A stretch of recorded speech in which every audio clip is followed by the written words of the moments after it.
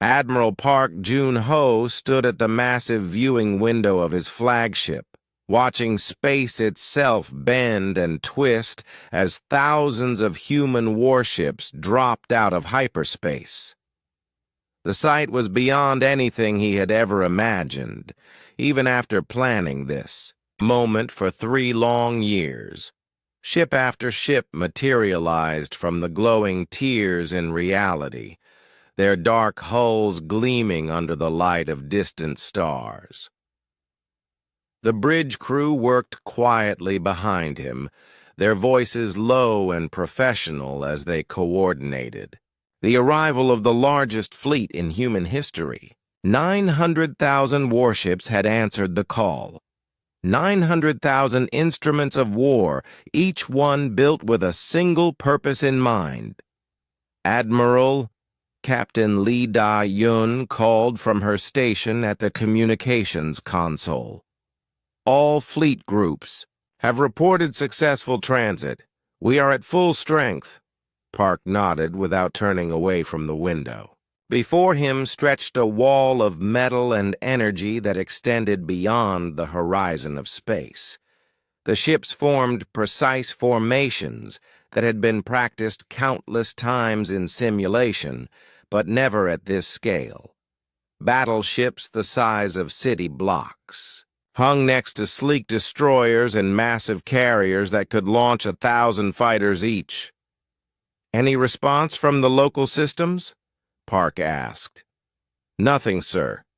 Complete radio silence from every known alien civilization within 50 light years. Long-range sensors show several fleets that were previously on patrol routes have turned around and are heading back to their home systems at maximum speed. Park allowed himself a small smile. Fear was a powerful weapon, sometimes more effective than any gun or missile. The galaxy had grown comfortable thinking of humans as a minor species, one of dozens scattered across the outer rim territories. They were about to learn how wrong they had been. Commander Cho Min-jun approached from the tactical station, his young face serious. Sir, we're receiving automated distress signals from 3 different trading stations in this sector. They're requesting immediate evacuation assistance.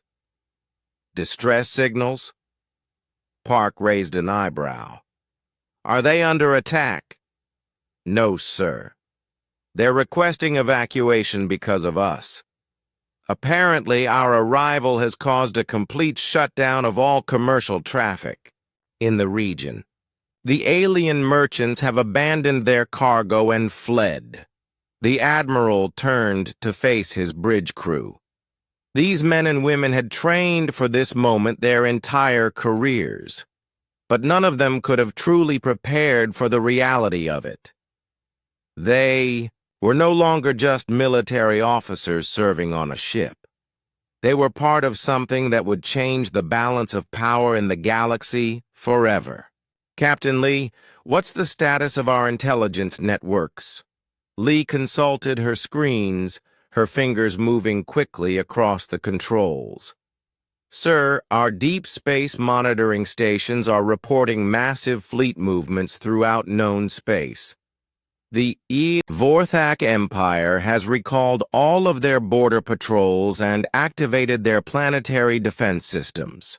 The Celestial Union has closed their borders entirely and stopped all diplomatic communications. Even the Ethereal Collective has gone silent. The Ethereal Collective never goes silent, Cho observed. They've been broadcasting peace messages across subspace for the last 200 years. Not anymore, Lee replied. As of 6 hours ago, every single one of their relay stations shut down. Complete blackout. Park walked slowly across the bridge, his hands clasped behind his back. Through the deck plating, he could feel the subtle vibrations of the ship's massive engines. Around him, 900,000 similar engines hummed with barely contained power. Each ship in the fleet represented years of construction, countless resources, and the hopes of every human colony that had watched their homeworld burn. "Sir," the communications officer called out, "we're receiving a priority transmission from Earth Command." Park moved to his command chair and activated the secure channel. The holographic display flickered to life, showing the weathered face of Admiral Kim Sun-woo, the man who had overseen the construction of this incredible fleet. "Admiral Park, congratulations on a successful deployment. I trust the site is as impressive as we hoped." "More than impressive, sir. The entire sector has gone quiet. It's like the galaxy is holding its breath." Kim nodded gravely. "That was the intention. For too long we've been seen as a target, a species that could be attacked without consequence. Today, that perception ends." "What are your orders, sir?" "Proceed to the Corvan border as planned. Make no aggressive moves, but ensure that every sensor array in their space gets a good look at what they're facing. Let them count our ships. Let them run their calculations. Let them understand what they awakened when they attacked Sol." The transmission ended, leaving the bridge in contemplative silence. Park looked around at his officers, seeing his own determination reflected in their faces. They all remembered that terrible day 3 years ago when the news had reached the colonies. Earth was gone. 7 billion people, the birthplace of humanity, reduced to a scarred and burning ruin by an enemy that thought humans would be easy prey. Navigation, set course for the Corvan border, standard cruise speed. "Aye, sir. Course laid in. All ships, this is Admiral Park aboard the Terra's Wrath. We begin our approach to Corvan space. Remember, we are not here as conquerors. We are here as a reminder that humanity remembers its dead, and that we never forgive those who harm our people." The great fleet began to move.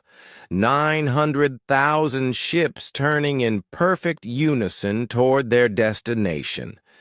The sight was beautiful and terrible at the same time, like watching a storm front roll across the ocean. Behind them, they left empty space. Ahead of them lay the territory of the species that had made the greatest mistake in galactic history. As the fleet picked up speed, Park noticed something interesting on the long-range sensors. Several alien monitoring stations that had been operating in the area for decades had suddenly gone dark. Not destroyed, simply shut down. Their crews had apparently decided that observing this human fleet was too dangerous a job. "Captain Lee, any word from our scout ships?" "Yes, sir. They report that the Corvan border defenses are powering down, not shutting off completely, but reducing their energy signatures. It appears they're trying to look less threatening." Park almost laughed at that. The Corvan hegemony, conquerors of 12 worlds, were trying to look less threatening to avoid provoking the humans they had so recently dismissed as harmless. The irony was not lost on him. "Maintain course and speed. Continue monitoring all communications channels. I want to know the moment anyone in this galaxy decides to break their silence." The fleet continued its inexorable advance toward Corvan space, leaving behind a sector of the galaxy that had never been quieter. Trading ships had fled, patrol fleets had withdrawn, and entire civilizations had essentially gone into hiding rather than risk being noticed by the human armada. Park returned to the viewing window and watched the stars ahead grow brighter as they approached their destination. Somewhere in that direction was the Corvan homeworld, where the leaders who had ordered the attack on Earth were probably having very serious discussions about their future. They had wanted to test humanity's resolve. Soon they would have their answer. The galaxy remained silent, but Park knew that silence would not last forever. When it finally broke, the entire balance of power among the stars would shift permanently. Humanity had been underestimated once. That mistake would never be repeated. 3 years ago, Captain Lee Da-Yoon had been Lieutenant Lee, serving aboard the orbital defense platform Guardian 7 above Earth. She remembered that morning with perfect clarity, the way the sunlight had streamed through the observation deck. Windows, painting Earth in shades of blue and white below. It had been a peaceful Tuesday morning, and she had been drinking coffee while reviewing the weekly patrol reports. The first sign of trouble had been the disappearance of the outer system monitoring stations. One moment they were sending regular updates. The next moment they were simply gone. No distress calls, no warning signals, just empty space where humanity's early warning network had been moments before. "Ma'am, we're getting some strange readings from the Jupiter relay," Ensign Kim Tae-min had reported from his station. Lee remembered how young he had looked, barely out of the academy, his dark eyes serious as he studied his displays. Tae-min had been her younger brother's best friend, practically family. "What kind of strange readings?" she had asked, setting down her coffee cup. Massive energy signatures moving inward from the outer system. The pattern doesn't match any known ship. Configuration in our database. Lee had moved to his station, looking over his shoulder at the sensor data. The readings showed dozens of large objects moving at incredible speed toward the inner planets. They were big, much bigger than any human ship ever built, and they were moving with obvious hostile intent. "Sound the alarm. All hands to battle stations." The klaxons had begun wailing throughout Guardian 7 as the crew scrambled to their positions. Lee had taken her place at the tactical console, her hands moving automatically through the startup sequences she had practiced 1,000 times. Around Earth's orbit, dozens of other defense platforms were coming online, their weapon systems charging and their shields activating. "Incoming transmission from Earth Defense Command," the communications officer had announced. Admiral Park Jun-ho's face had appeared on the main screen, though he had been just a Commodore then, commanding the home fleet. His expression had been grim as he addressed the defense platforms. "All stations, we have confirmed hostile contact. Unknown alien fleet, estimated strength at least 200 ships, approaching Earth at high speed. Rules of engagement are weapons free. Protect the home world at all costs." Lee had felt her heart pounding as she armed Guardian 7's main battery of plasma cannons. Through the viewport she could see other platforms doing the same, their weapon ports glowing as they prepared for battle. Earth hung below them, beautiful and defenseless, home to 7 billion people who had no idea their world was about to change forever. The enemy had come out of hyperspace like demons emerging from hell. Their ships were dark and angular, covered in strange symbols that hurt to look at directly.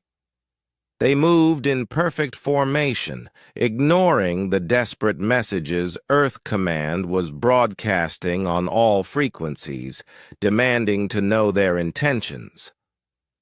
Alien fleet is not responding to any communication attempts, the communications officer had reported. They're maintaining course directly for Earth. Open fire the moment they enter range, Lee had ordered. The battle had been brief and brutal. The human defense platforms had fought with everything they had, their weapons lighting up space with brilliant flashes of energy. Lee had watched Guardian 7's plasma cannons tear into the hull of an alien battleship, feeling a moment of hope as the enemy vessel began to list and fall behind its formation. But there had been too many of them. For every alien ship the humans destroyed, 3 more took its place. Their weapons were strange and terrifying, beams of sickly green light that cut through human armor like it was made of paper. One by one, the orbital platforms had begun to die. Guardian 3 is gone, someone had reported over the communications channel. Guardian 12 is reporting critical damage to their reactor core. Lee had watched through the viewport as Guardian 12 exploded in a brilliant flash of light, taking its crew of 200 brave men and women with it. She had known many of those people personally, had served with them on previous assignments. "Ma'am, we're being targeted," Ensign Kim Taemin had called out, his voice tight with fear. "Multiple enemy ships converging on our position. Evasive maneuvers. Return fire with everything we have." Guardian 7 had shuddered under the impact of alien weapons, its hull plating, buckling, and twisting under the assault. Lee had felt the deck plates vibrate beneath her feet as secondary explosions tore through the platform's lower sections. Hull breaches on decks 4 through 7. We're losing atmosphere fast. Seal the damaged sections. Emergency power to weapons. The platform had continued fighting even as it died around them. Lee had kept firing the main guns until the power couplings overloaded and the weapon systems went dark. Through the crackling speakers, she had heard the death cries of the other defense platforms, their crews fighting to the very end. "All defense platforms, this is Earth Command. Evacuation shuttles are standing by. All surviving personnel prepare for immediate withdrawal." Lee had looked around the bridge at her surviving crew members. Half of their stations were dark, their operators either dead or wounded. Smoke filled the air, and she could hear the groaning of stressed metal as Guardian 7 slowly broke apart. "You heard the order. All hands to the evacuation pods." "What about you, ma'am?" Taemin had asked. "I'll be along in a moment. Make sure the wounded get to the pods first." She had watched her crew file out, their faces grim but determined. These were good people, patriots who had signed up to defend their homeworld and had done exactly that, even in the face of impossible odds. Lee had stayed at her station until the very end, watching through the viewports as the alien fleet continued its approach to Earth. The beautiful blue world that had been humanity's home for thousands of years was completely defenseless now, its orbital guardians destroyed or scattered. The bombardment had begun 3 hours later. From her evacuation shuttle, racing away from Earth at maximum speed, Lee had watched the alien ships rain destruction down on the surface. Cities that had stood for centuries were erased in moments. Forests that had grown for millennia were turned to ash. The oceans themselves had seemed to boil under the relentless assault. "My God," someone had whispered over the shuttle's communication system. "They're not just attacking military targets. They're hitting everything." Lee had closed her eyes, but she could still see the flashes of light as Earth died behind them. 7 billion people. Gone. Her parents, her friends, everyone she had ever known on the surface. The aliens were not content with conquest. They wanted complete destruction. "Ma'am," Ensign Taemin had said quietly, sitting in the seat next to her. "What do we do now?" Lee had opened her eyes and looked at the young man. His face was streaked with tears, but his expression was determined. Around them, the other survivors sat in shocked silence, watching their homeworld become a tomb. "We remember," she had said simply. "We remember what they did here, and we make sure they never do it to anyone else ever again." That had been 3 years ago. Now, Lee stood on the bridge of a human warship, one of 900,000 that had come to collect the debt the Corvan hegemony had incurred that day. Ensign Kim Tae-min was gone, killed when his evacuation shuttle had been intercepted by enemy fighters, but his memory lived on in every human who had survived Earth's destruction. The aliens had thought they were destroying a minor species, clearing away an obstacle to their expansion. Instead, they had awakened something far more dangerous than they could have possibly imagined. Fleet Marshal Kim Sun-woo had been building warships in secret for over 30 years. Standing in the command center of Facility Omega, buried deep inside a rogue planet drifting in the empty space between star systems, he watched the final reports come in from across human space. 900,000 ships had successfully launched. It was the largest military deployment in galactic history, but it represented only the beginning of what humanity had prepared. The facility around him stretched for hundreds of kilometers. In every direction, carved out of solid rock and metal by automated mining systems that had worked without rest for decades. Thousands of workers moved through the vast manufacturing bays, their faces reflecting the satisfaction of a job finally completed.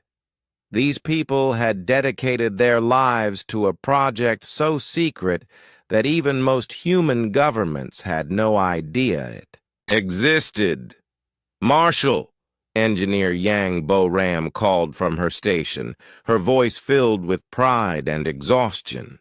She had been working 18-hour days for the past month, overseeing the final preparations for the fleet launch. "The last transport convoy has cleared the facility. All ships are away." Kim nodded, watching the massive bay doors slowly close, as the final group of warships disappeared into the darkness of space. Each ship that had left this facility was a masterpiece of human engineering, designed not just to fight, but to win against any possible enemy. The aliens who had attacked Earth had no idea what they had awakened. "How long have we been preparing for this day, Yang?" Kim asked. "Officially?" 32 years, sir. But the planning goes back much further than that." Kim smiled grimly. The truth was that humanity had been preparing for this moment for over 3 centuries, ever since the first human colony ships had left Earth and discovered they were not alone in the galaxy. Every interaction with alien species had been carefully studied, every potential threat analyzed and planned for. "Show me the production reports," Kim said. Yang activated the main display, and the numbers appeared in glowing letters that filled the entire wall. 900,000 warships launched today, but the facilities across human space had the capacity to build 10 times that number if needed. Hidden shipyards in asteroid belts, automated factories on dead worlds, resource extraction operations in the darkest corners of space. All of it had been built in secret, disguised as civilian mining operations or scientific research stations. The Corvin hegemony believes we're a minor species with perhaps a few dozen ships, Yang observed. They have no idea that we've been building a war machine for 300 years. That was always the plan, Kim replied. Let them think we're weak. Let them think we're easy targets. Meanwhile, we prepare for the day when someone decides to test that assumption. The Marshal walked through the facility, past production lines where robotic arms assembled plasma cannons the size of office buildings. Each weapon was tested and calibrated to precise specifications, designed to punch through the heaviest armor known to exist in the galaxy. Human engineers had studied examples of every alien technology they could get their hands on, always planning for the worst-case scenario. In another section, Kim paused to watch the final assembly of fighter craft. These small, fast ships were packed with more firepower than most alien cruisers, and they were designed to be operated by pilots who had trained their entire lives for combat. Every human colony had mandatory military service, and the best of those recruits found their way into the secret fleet programs. Marshal, we're receiving reports from the other facilities, Commander Cho Min-jun said, approaching with a data pad in his hand. He was young for his rank, but he had proven himself during the evacuation of Earth survivors, organizing rescue operations while the planet burned behind them. How many facilities are we talking about, Commander? 237 major shipyards, sir. 412 smaller production centers. Over 6,000 resource extraction operations feeding raw materials into the system, and that's not counting the research installations or the training facilities. Kim took the datapad and scrolled through the reports. Facility after facility reported successful completion of their assignments. Ships launched, weapons delivered, personnel deployed. It was the culmination of the largest secret project in human history, and somehow they had managed to keep it hidden from every alien intelligence service in the galaxy. The aliens think we're just another species trying to scrape out a living. On the frontier worlds, Kim said. They see our civilian ships, our trading posts, our small patrol fleets, and they assume that's all we have. While we were building this, Cho gestured around them at the massive facility. The truth was that every human colony, every research station, every civilian outpost had been part of the greater plan. What looked like simple mining operations to alien observers were actually massive industrial complexes capable of producing warships. What appeared to be scientific research stations were actually weapons development facilities. Even the civilian population had been trained and equipped for war, though most of them didn't realize it. Kim remembered the early days when the project was just beginning. Humanity's first contacts with alien civilizations had been peaceful, but military planners had noticed something troubling. Every species they met had stories about other species that had been conquered or destroyed. War was common in the galaxy, and the strong preyed upon the weak without mercy. Sir, we're getting reports from our deep space monitoring stations, Yang called out. Alien fleets throughout the sector are in full retreat. The Vorthak Empire has pulled back all of their border patrols. The Celestial Union is activating their planetary defense systems. They're starting to understand, Kim said with satisfaction. The viewing screens around the command center displayed tactical reports from across human space. 900,000 warships were just the tip of the iceberg. Hidden throughout the galaxy were weapons platforms, supply depots, and communication relays that could support military operations for decades without resupply from the home colonies.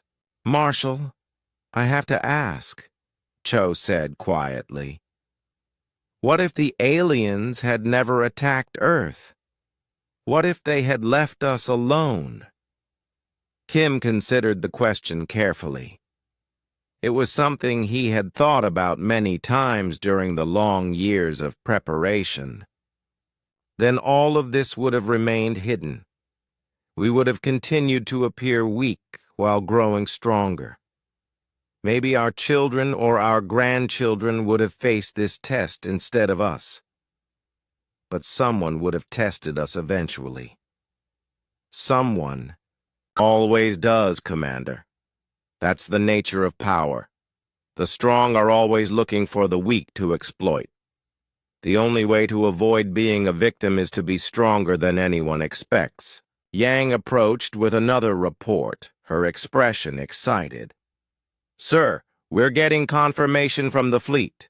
Admiral Park has reached the edge of Corvan space. Their border defenses are powering down rather than risk provoking our ships. Kim nodded with grim satisfaction. The Corvan hegemony had made the fatal mistake of assuming that because humanity appeared weak, they actually were weak.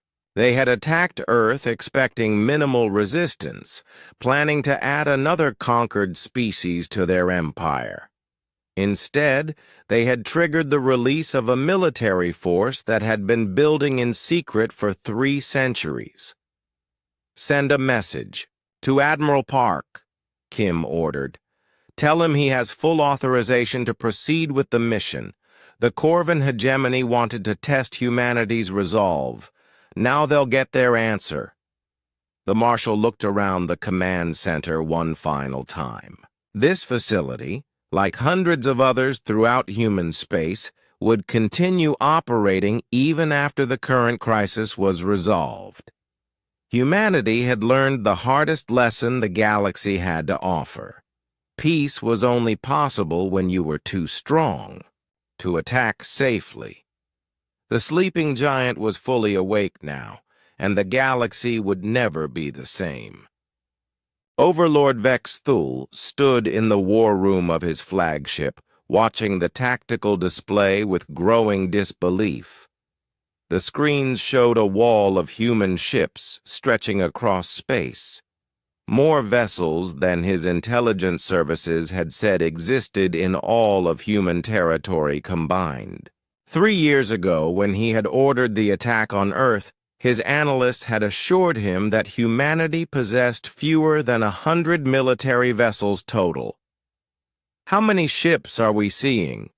He asked his chief tactical officer. Current count is 8. 197,000, my lord. The number keeps growing as more ships drop out of hyperspace. Vex Thul felt his blood run cold. When he had chosen to attack the human homeworld, it had seemed like a simple operation. Earth was located in a strategic position along important trade routes, and the humans had appeared to be a weak species that could be easily conquered. His fleet of 200 ships had been considered more than sufficient to handle whatever resistance the humans might offer. The attack on Earth had gone exactly as planned. The human orbital defenses had fought bravely but uselessly against superior Corvan technology and numbers. Within hours, the planet had been reduced to a burning ruin, its population eliminated, and its military completely destroyed.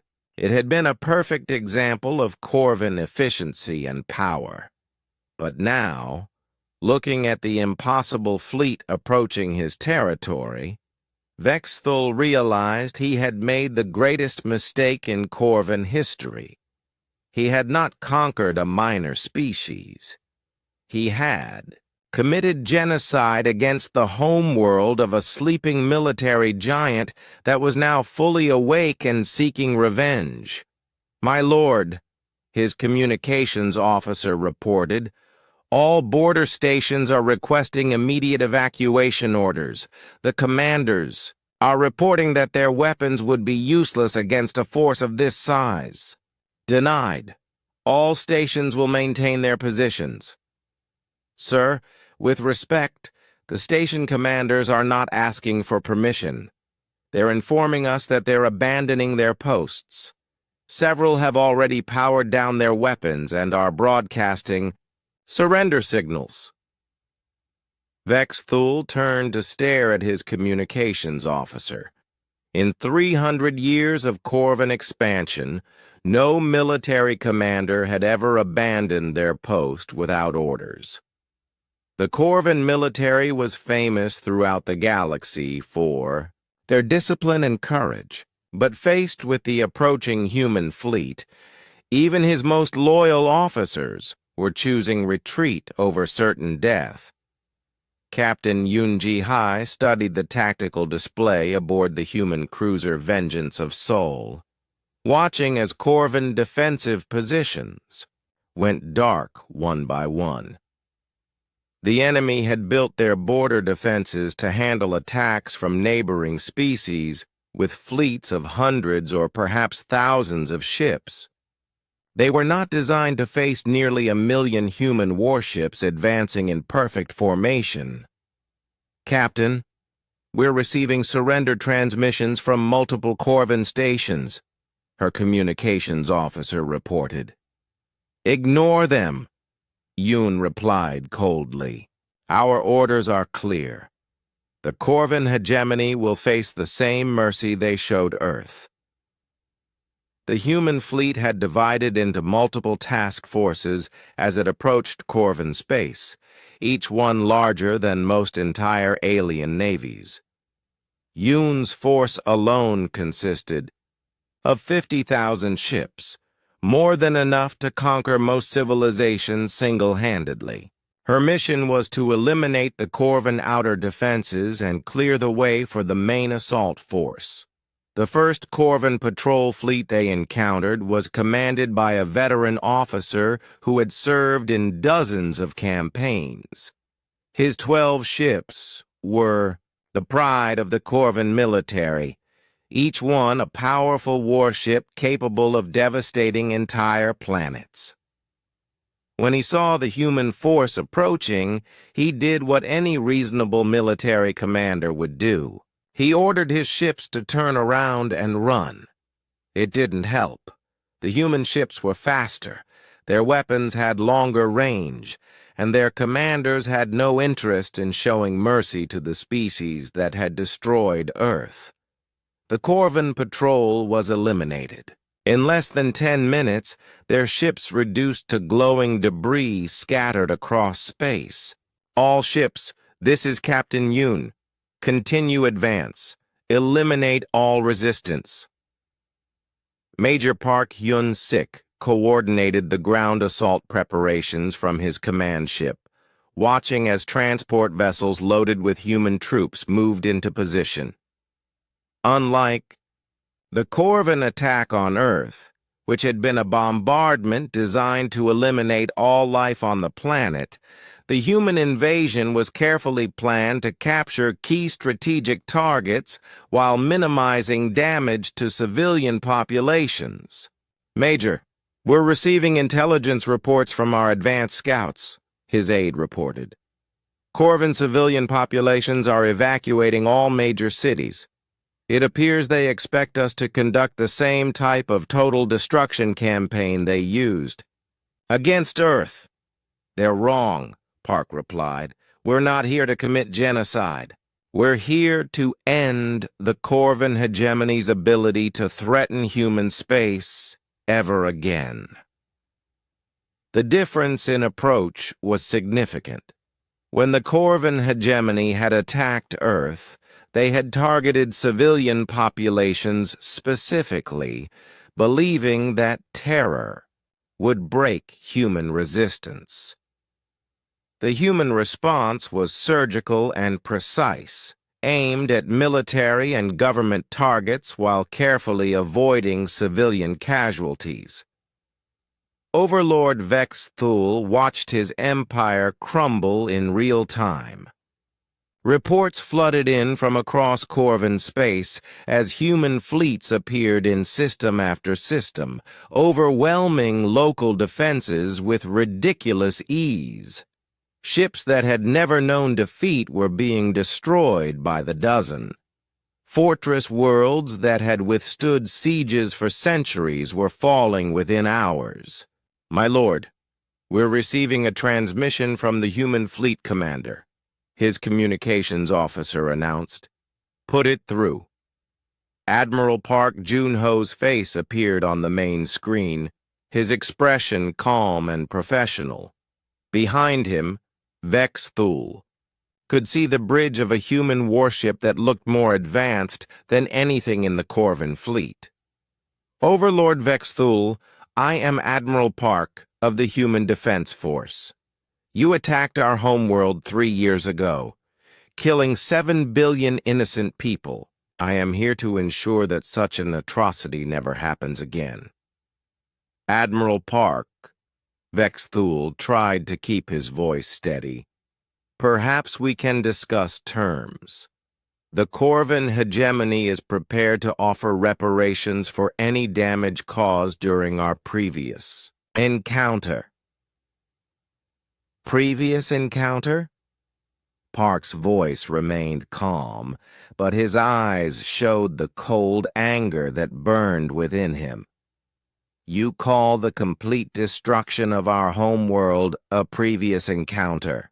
We were not aware that humanity possessed such military capabilities. Had we known, we never would have initiated hostile action. That is exactly the point, Overlord. You attacked us because you thought we were weak. You committed genocide because you believed there would be no consequences. You were wrong on both counts. The transmission ended, leaving Vex Thul staring at a blank screen. Around him, his bridge crew worked frantically to coordinate their collapsing defenses. But it was hopeless. The human fleet was simply too large and too advanced for anything the Corvan military could deploy against it. Sir, we're receiving surrender offers from 7 different sector commanders, his tactical officer reported. They're requesting permission to negotiate separate peace agreements. Vex Thul slumped in his command chair, watching as 3 centuries of Corvan expansion came to an end in a matter of days. His species had built their empire by conquering weaker civilizations, never imagining that one of their victims might have the capability to strike back with such overwhelming force. Send a message to all Corvan forces, he said finally. Cease all resistance. Prepare for unconditional surrender. The Corvan hegemony had learned too late that the galaxy contained predators far more dangerous than themselves. Humanity had been patient, allowing their enemies to reveal themselves before unleashing a response that would be remembered for generations. The sleeping giant was fully awake, and its judgment was absolute. High Counselor Zelnara of the Ethereal Collective had lived for over 600 years. witnessing the rise and fall of dozens of galactic civilizations. In all that time, she had never seen anything that frightened her as much as the reports coming in from Corvan space. The human fleet was not just defeating the Corvan hegemony, it was erasing them from existence with surgical precision and terrifying efficiency. The humans have taken 17 major Corvan worlds in the past 4 days, her aide reported, his voice trembling slightly. Their advance shows no signs of slowing. Intelligence estimates suggest the Corvan military will completely collapse within the week. Zelnara studied the tactical displays floating around her command chamber, each one showing a different aspect of humanity's devastating campaign. Red markers indicated Corvan worlds that had fallen, and there were far too many of them. The humans were moving through Corvan space like a force of nature, unstoppable and relentless. "What is our assessment of human military capabilities?" she asked. "Conservative estimates place their total fleet strength at over 1 million ships, possibly more. Our xenobiologists are analyzing the pattern of their advance, and the preliminary reports are deeply troubling." Troubling how? The humans appear to be operating from pre-existing strategic plans that account for every major civilization in the galaxy. Their fleet movements suggest they have detailed intelligence on our military capabilities, our defensive positions, and our likely responses to various scenarios. Zelnara felt a chill run through her crystalline body. The ethereal collective prided itself on being the most advanced intelligence-gathering organization in the galaxy. The idea that the humans had been studying them without their knowledge was deeply unsettling. "Send messages to the leaders of all major galactic powers. Tell them we need to meet immediately. If we don't act now, we may all share the Corvan hegemony's fate." Ambassador Kang Soo-jin stood in the conference room aboard the human diplomatic vessel Peaceful Resolution, reading through the urgent messages that had been flooding in from across the galaxy. Every major civilization was suddenly very interested in opening diplomatic relations with humanity. The same species that had ignored human diplomatic overtures for decades were now begging for audiences.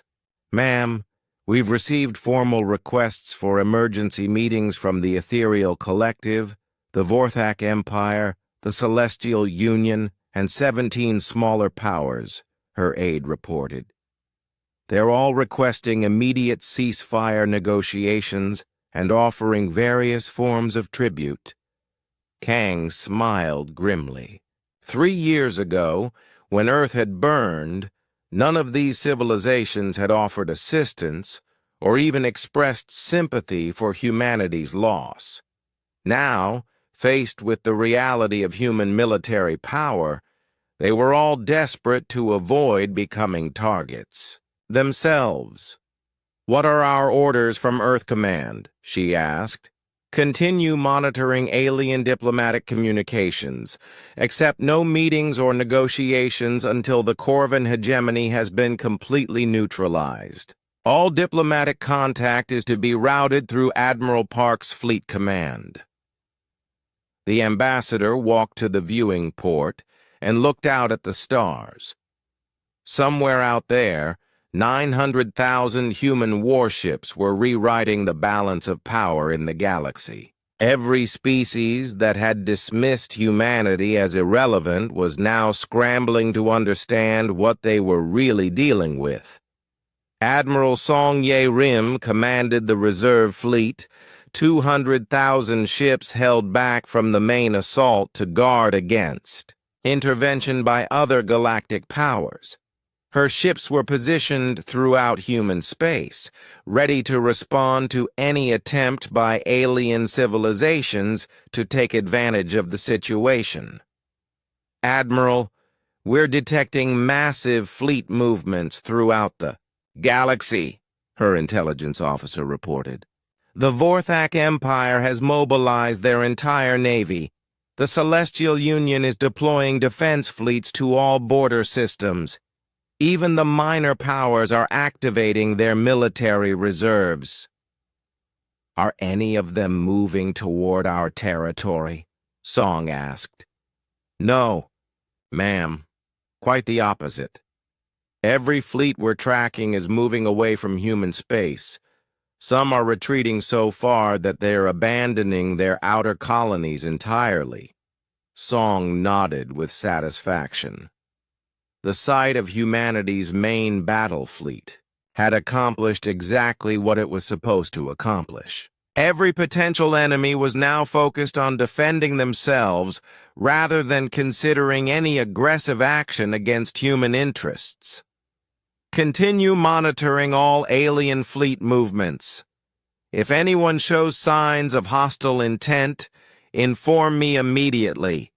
Dr. Lim Jae-won, humanity's chief xenobiologist, worked frantically in his laboratory aboard the research vessel Scientific Method, analyzing intercepted alien communications from across the galaxy. What he was discovering was more disturbing than anyone had expected. The patterns are unmistakable, he reported to his research team. Every major civilization in the galaxy has ancient legends about a species they call the Great Devourer or the Star Killers or the Final Darkness. The details vary, but the basic story is always the same. A powerful species that emerges from the void to consume entire civilizations. And they think that's us? His assistant asked. The correlation is too strong to ignore. The legends describe beings that appear weak until threatened, then reveal overwhelming military power. Beings that come from the edge of known space and sweep across the galaxy like a plague. Beings that show no mercy to those who attack them first. Lim activated the main display, showing ancient texts and artifacts from dozens of different civilizations. The images were all slightly different, but they told the same story. A dark force that would emerge from the rim of the galaxy to judge and punish the civilizations that had grown too proud and aggressive. Sir, are you saying these legends predicted humanity's arrival in the galaxy? I'm saying that humanity fits the description of every civilization's worst nightmare. We appeared from unexplored space. We seemed harmless for centuries, and now we've revealed military capabilities that dwarf anything else in known history. From their perspective, the prophecies are coming true. The discovery explained much about the galaxy's reaction to the human fleet. This was not just fear of superior military power. This was terror at the fulfillment of ancient warnings passed down through countless generations. High Counselor Zelnera received the reports from her intelligence services with growing alarm. The humans were not just another aggressive species, seeking to expand their territory. They were something far more dangerous and unpredictable. Our historical analysis teams have confirmed the pattern, her chief advisor reported. Humanity matches the descriptions in the oldest legends of 17 different civilizations. They appear to be the species our ancestors warned us about. That's impossible. Those legends are thousands of years old. Humanity has only been in space for a few centuries. Unless they're older than we think, or unless the legends refer to potential rather than history. Our xenopsychologists believe that humanity may represent an entirely new type of threat, a species that evolves specifically for total war. Zelnara considered this information carefully. If the humans were indeed the legendary Great Devourer, then the galaxy faced a threat unlike anything in recorded history. The legends all agreed on one point. The Star Killers could not be defeated by conventional military force. They could only be appeased or avoided. Send a priority message to all collective worlds. Begin immediate preparations for peaceful contact with the human fleet. And send word to our allies. Tell them that military resistance is futile. Our only option is diplomatic accommodation. Across the galaxy, similar conversations were taking place in the command centers of every major civilization.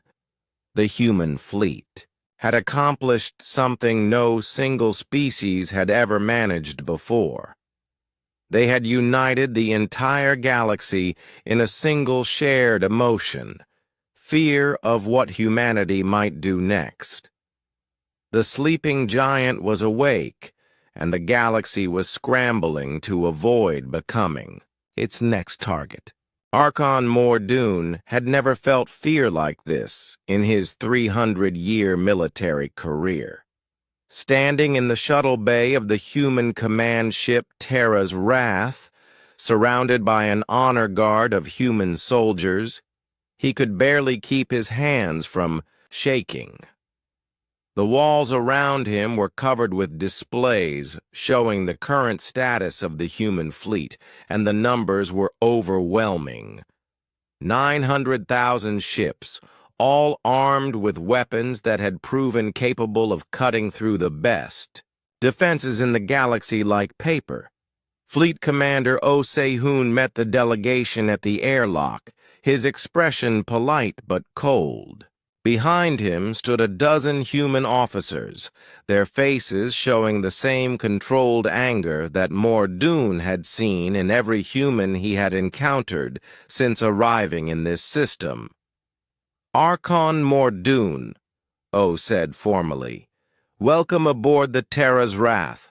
I understand you come with authority to speak for the Galactic Coalition. That is correct, Commander. I represent 17 major civilizations and 43 smaller powers, all united in our desire to find a peaceful resolution to this conflict. O nodded and gestured for the delegation to follow him. Admiral, Park is waiting for you in the conference room. I should warn you that he is not in a particularly receptive mood. As they walked through the corridors of the massive ship, Mordoon could not help but notice the efficiency of the human crew. Everyone moved with purpose, their actions coordinated and precise. The ship itself was clearly built for war, but it was maintained with a level of care and attention that spoke of professional pride and deep respect for their equipment. Commander. Oh, Mordoon ventured. Perhaps you could help me understand. Humanity's intentions. Are you seeking to conquer the galaxy? Oh stopped and turned to face the alien diplomat. Archon, 3 years ago, your coalition watched as the Corvin hegemony burned our homeworld and killed 7 billion innocent people. Not one of your civilizations offered assistance or even expressed sympathy for our loss. Now that we have demonstrated our ability to defend ourselves, suddenly everyone wants to be our friend. We had no idea that humanity possessed such military capabilities. That was the point, Oh replied simply. We prefer to be underestimated by potential enemies. The conference room was larger than most alien ship bridges, with a massive holographic display showing the tactical situation throughout the galaxy. Admiral Park Jun-ho sat at the head of a long table, flanked by senior officers from the human fleet. His weathered face showed the strain of commanding the largest military operation in galactic history, but his eyes were alert and calculating. Archon. Mordoon, Park said as the delegation entered. Please take a seat. I understand you wish to discuss terms for ending this conflict. Mordoon settled into a chair that had been specially modified for his species' physiology, grateful for the small courtesy.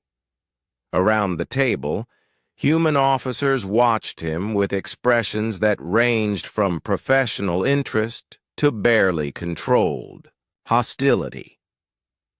Admiral Park, on behalf of the Galactic Coalition, I want to express our sincere regret for the tragedy that befell Earth. The attack by the Corvan hegemony was an unprovoked act of aggression that violated every principle of civilized conduct, and yet none of your coalition members saw fit to condemn it at the time, Park replied. Nor did any of you offer assistance to the human survivors. We were not fully aware of the extent of the destruction. You were perfectly aware, Captain. Lee Da-yoon interjected from her position at the table. Your intelligence services monitor every major military action in the galaxy. You knew exactly what happened to Earth, and you chose to do nothing because you didn't consider us important enough to matter. Mordoon had prepared for this accusation, but hearing it stated so bluntly was still uncomfortable. The truth was that the major galactic powers had viewed the destruction of Earth as a minor event, the elimination of a species that had no significant military or economic importance. Admiral, what do you want from us? Mordoon asked directly. What will it take to end this conflict peacefully? Park activated the holographic display, showing a three-dimensional map of the galaxy with various territories marked in different colors. First, the complete and unconditional surrender of the Corvan hegemony. Every member of their leadership will be tried for crimes against humanity. Their military will be disbanded, and their territory will be placed under human administration, until such time as we deem them no longer a threat. That seemed reasonable, Mordoon said carefully. What else? Second, formal recognition by all coalition members that human space is inviolate. Any attack on a human world, colony, or ship will be considered an act of war against humanity as a whole and will be met with the full force of our military. General Shin Dong-ho leaned forward from his position at the table. We want it clearly understood that what happened to the Corvan hegemony will happen to any species that threatens human interests. We will not tolerate another attack, like the one on Earth. Third, Park continued, reparations. The Coalition will contribute resources and labor to help us rebuild what was lost when Earth was destroyed. This is not negotiable. Mordoon nodded slowly. The demands were harsh but not unreasonable, given the circumstances. And in return? In return, humanity will maintain the current galactic order. We have no interest in conquering your worlds or enslaving your populations. We simply want to be left alone to rebuild and grow in peace. What about your fleet? Mordoon gestured toward the tactical display showing the positions of the human ships. 900,000 warships is a significant threat to galactic stability. Our fleet will remain active As long as threats to human security exist, Park replied. When we are satisfied that the galaxy understands the consequences of attacking humanity, we will reduce our military presence to more normal levels. The alien diplomat considered this carefully. From his government's perspective, the human demands were actually quite moderate. They were not seeking to reshape the galaxy in their image or establish an empire. They simply wanted security and respect. Admiral, I believe these terms can be acceptable to the coalition members. However, I must ask about the legends. What legends? Ancient stories that exist in the historical records of most galactic civilizations. Tales of a species called the Great Devourer or the Star Killers. Beings who would emerge from the void to judge and punish the civilizations of the galaxy. Park and his officers exchanged glances. Dr. Lim Jae-won, the fleet's chief xenobiologist, had briefed them on these legends, but they had not expected the aliens to bring them up directly. And you believe humanity fulfills these prophecies? Park asked. The correlation is unmistakable. A species that appears weak but possesses overwhelming military power. A force that emerges from the rim of known space to humble the proud and aggressive civilizations of the galaxy core. Whether by design or coincidence, humanity matches every description in our oldest texts. Park was quiet for a long moment, considering the implications. If the galaxy's major civilizations truly believed that humanity was some kind of legendary force of judgment, it would explain much about their extreme reaction to the human fleet. Archon, he said finally, humanity is not interested in judging or punishing the galaxy. We are simply a species that refuses to be victimized by those who mistake our peaceful intentions for weakness. If that makes us the fulfillment of your ancient warnings, then perhaps your ancestors were wiser than you realized. The negotiations continued for several more hours, but the basic framework had been established. Humanity would accept nothing less than absolute security for their people and their territory.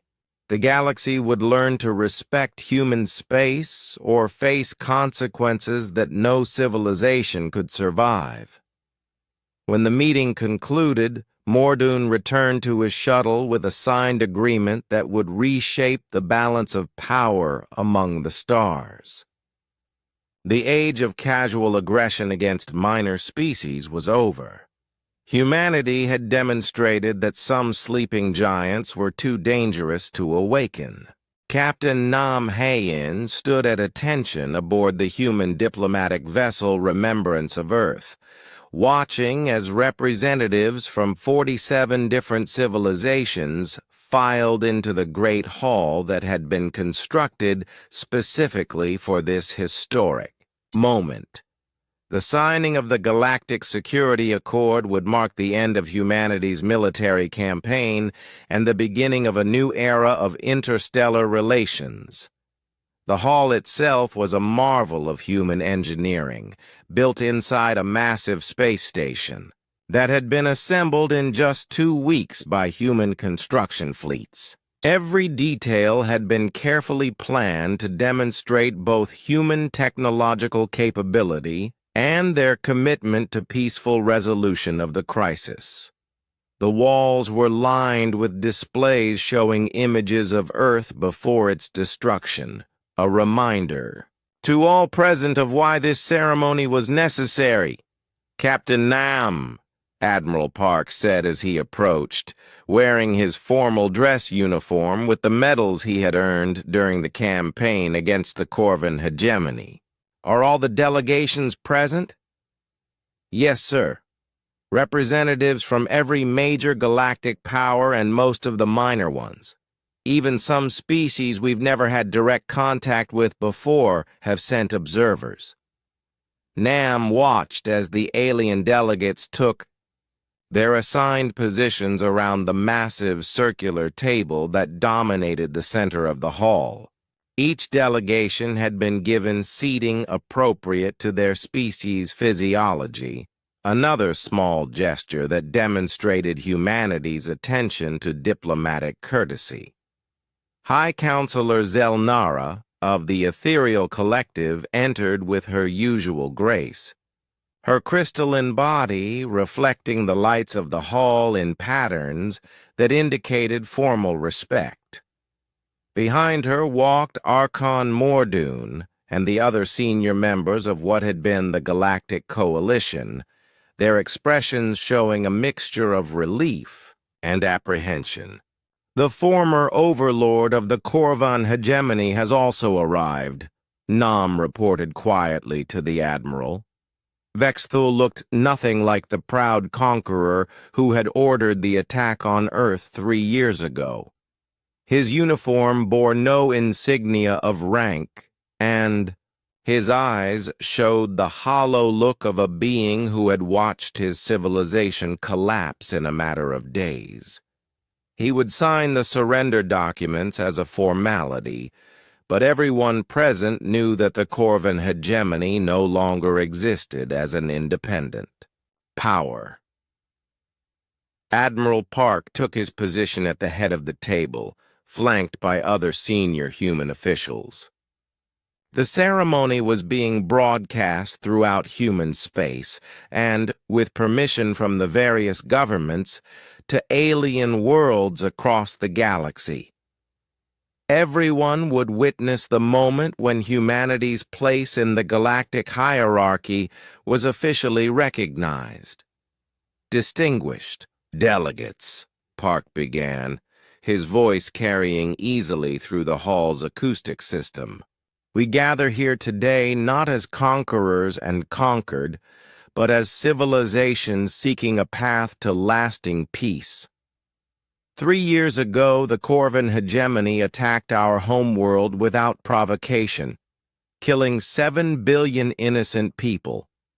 Today, we establish a new framework that will ensure such tragedies never happen again. Lieutenant Colonel Park So-young supervised the security arrangements from the station's command center, monitoring every aspect of the ceremony through an array of sensors and cameras.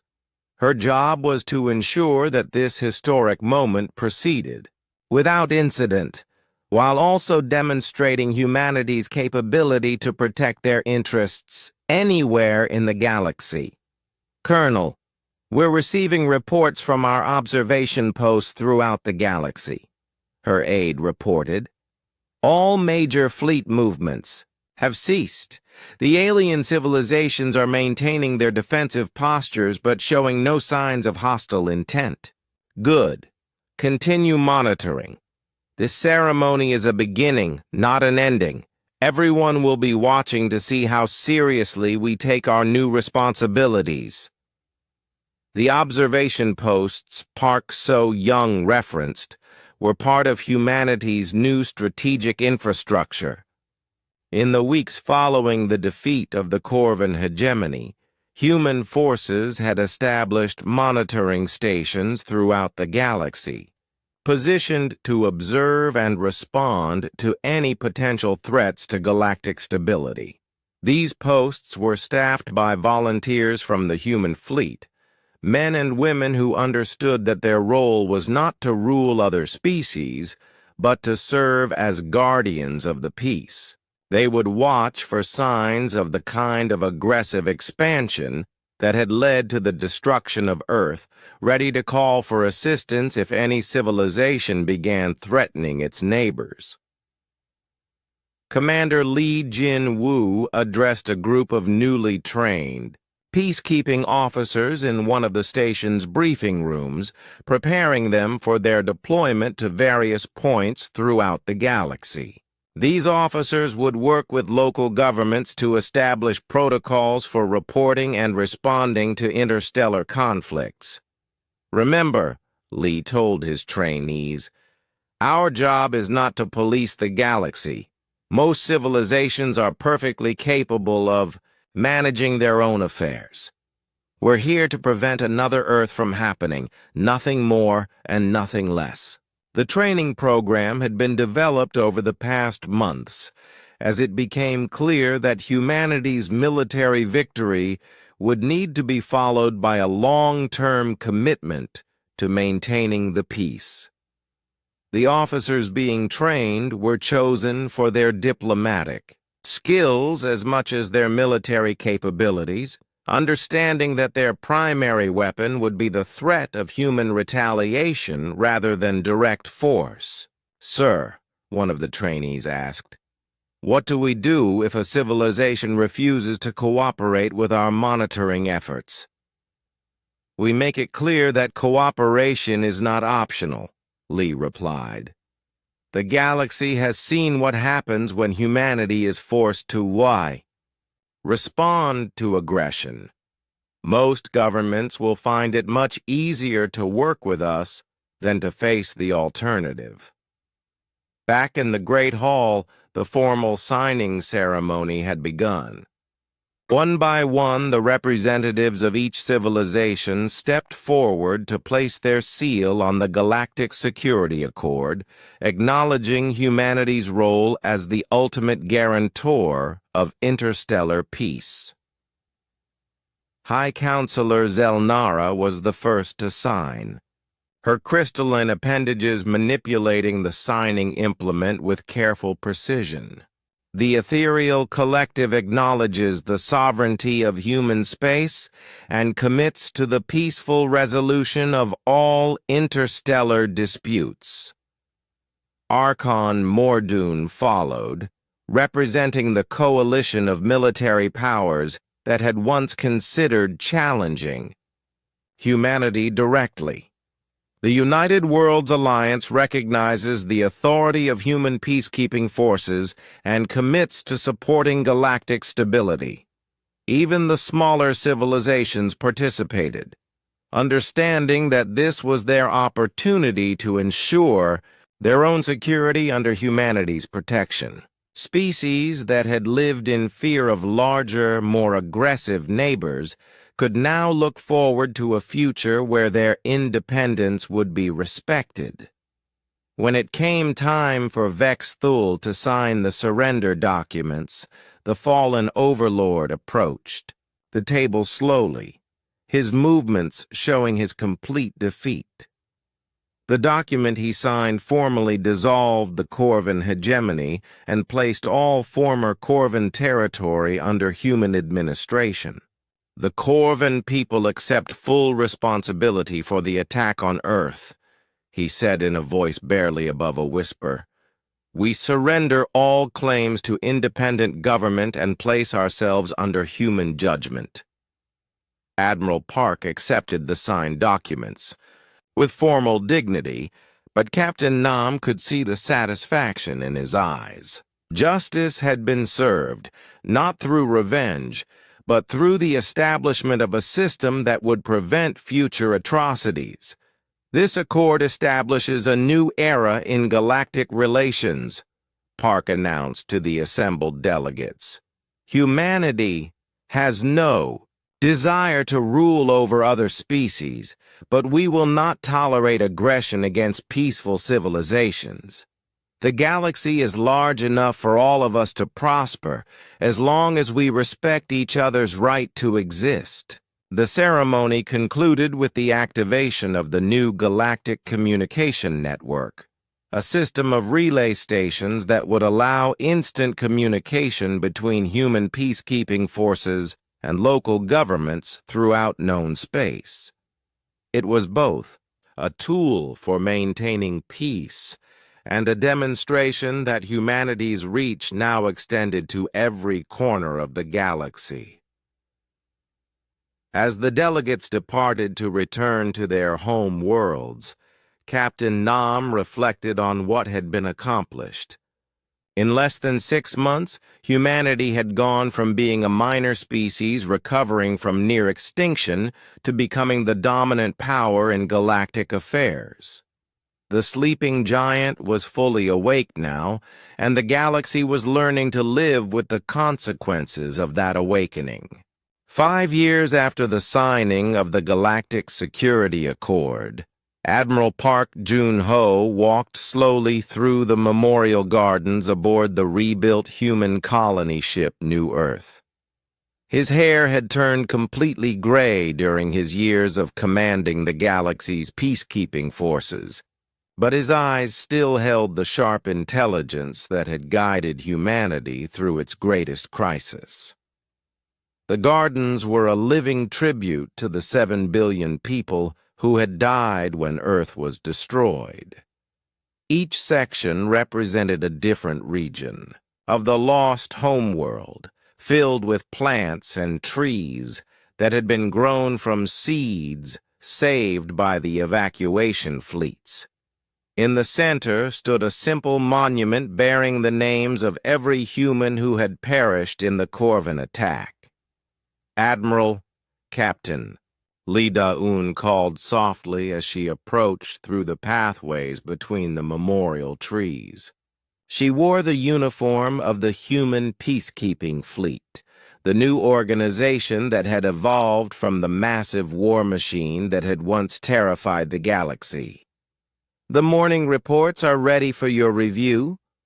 Lee had been promoted to Admiral herself 2 years ago, taking command of the Second Fleet, while Park oversaw all human peacekeeping operations.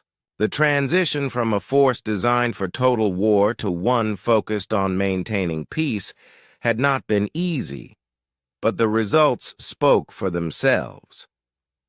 "How many incidents this week?"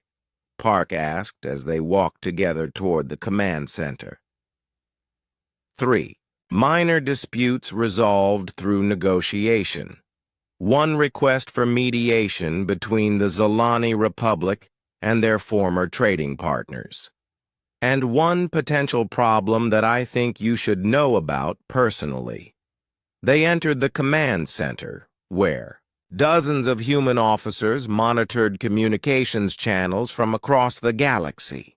The massive displays showed the current positions of human peacekeeping fleets, trade route security reports, and diplomatic status updates from hundreds of different worlds.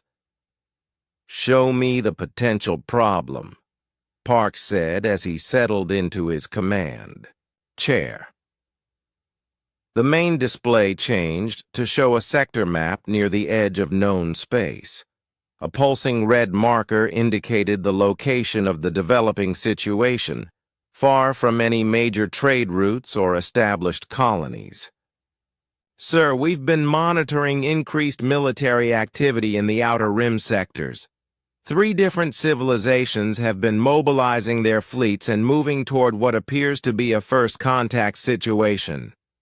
Park leaned forward, studying the tactical display. After 5 years of maintaining galactic peace, he had learned to recognize the warning signs of potential conflicts. Military buildups near unexplored space usually meant that someone had discovered something valuable, and competition for resources had a way of turning violent very quickly. "What kind of first contact are we talking about?" Long-range sensors have detected artificial signals coming from a previously unexplored system. The signals appear to be from a previously unknown technological civilization. The Vorthak Empire, the Celestial Union, and the hegemony remnants are all sending fleets to investigate. Admiral Lee pulled up additional information on her personal display. Intelligence suggests that all 3 powers are hoping to establish exclusive contact with this new species, possibly for military alliance purposes. Park nodded grimly. This was exactly the kind of situation the Galactic Security Accord had been designed to prevent. Multiple civilizations competing for influence over a newly discovered species had historically led to proxy wars, territorial disputes, and exactly the kind of aggressive expansion that had ultimately resulted in the attack on Earth. What's the status of our nearest peacekeeping forces? The Fourth Fleet is conducting routine patrols 2 sectors away. Admiral Kim Sun-woo commands 30,000 ships in that region. 30,000 ships would have been considered an overwhelming force before humanity had demonstrated what real military power looked like. Now it was simply the standard peacekeeping deployment, large enough to discourage any thoughts of aggressive action while small enough to avoid appearing threatening to peaceful civilizations.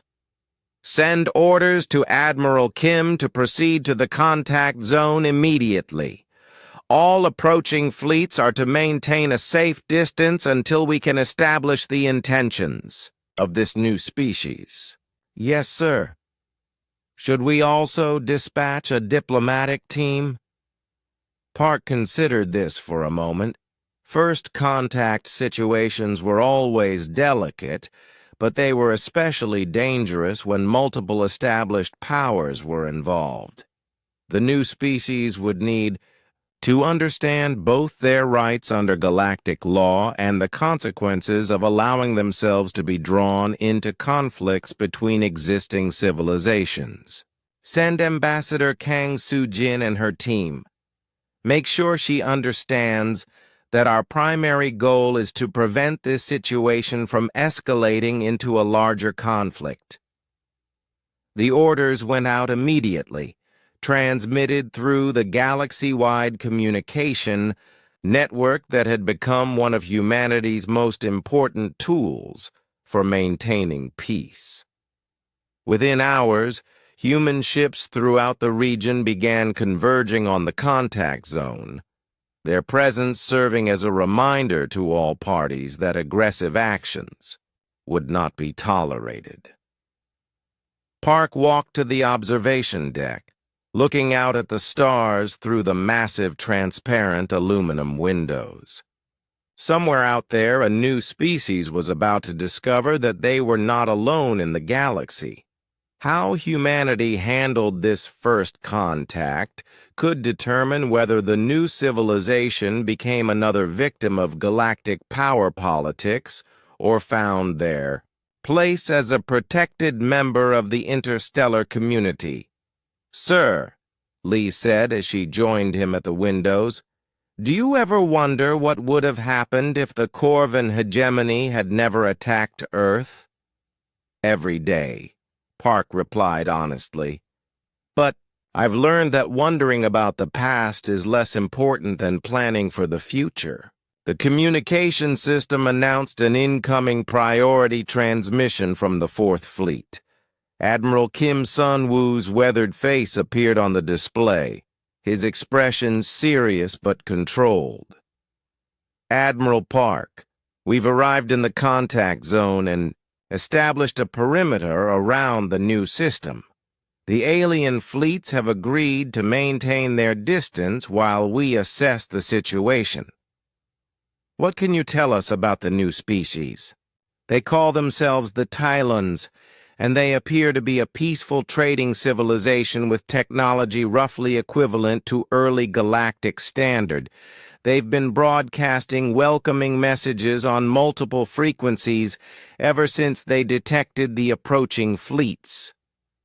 Park felt a familiar tension in his chest. Peaceful trading civilizations were exactly the kind of species that aggressive powers like to exploit or conquer.